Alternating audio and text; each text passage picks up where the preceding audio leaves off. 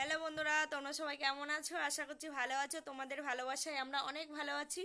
তো আজকে হলো ভীম একাদশী। আজকে আমাদের যে টাউন হল মাঠ, ওই মাঠে যে আজকে পাঁচফল দিয়ে এসেছি, ঠাকুরটা দর্শন করে এসেছি। তো ভিতরে আজকে বেশি ঢুকতে পারিনি, কারণ মাম্মামকে নিয়ে গেছিলাম।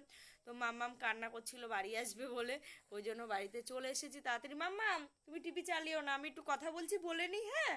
তারপর টিভি চালাবে।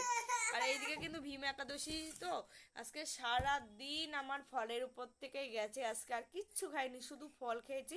আর রাত্রিরে কি খাবো সেটাই তোমাদের সাথে শেয়ার করবো। দেখো, বড় একটা গামলা নিয়ে নিয়েছি। গামলার মধ্যে কি আছে বলো তো বন্ধুরা, দেখেছো? বড় একটা গামলা নিয়ে নিয়েছি।